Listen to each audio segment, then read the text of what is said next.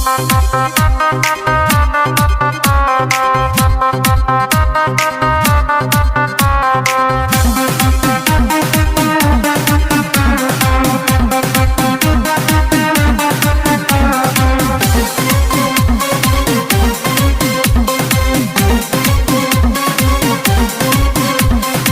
में चिपकली जैसे चिपके दीवार से, वही न चिपक जा तू अपना भतार से।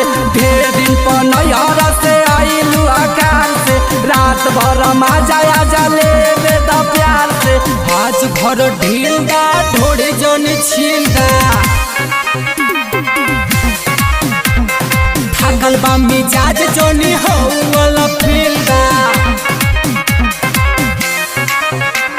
घर में चिपकली जैसे चिपके दीवार से, वही ना चिपक जा तू अपना भतार से।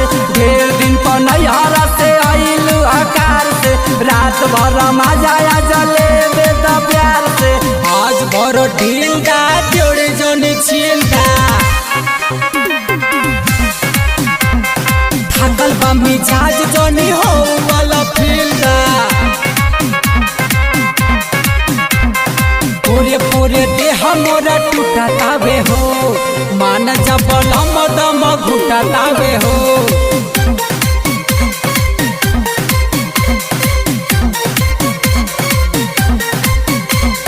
हवा तनी पास बर्दास नइखे हो, परती बा खेत जवन दिही आज जो। हवा तनी पास बर्दास नइखे हो, परती बा खेत जवन दिही आज जो। आज भर ढील दा ढोड़े दनी छील दा, थकल बा मिजाज जोनी हो वाला फील दा। घर में चिपकली जैसे चिपके दीवार से, वही ना चिपक जा तू अपना भतार से। ढेर दिन पर नैहर से आइलू आकार से, रात भर मजा जले बेद प्यार से। आज भर ढील दा ढोड़ी जन छील दा, थकल बा मिजाज जोनी हो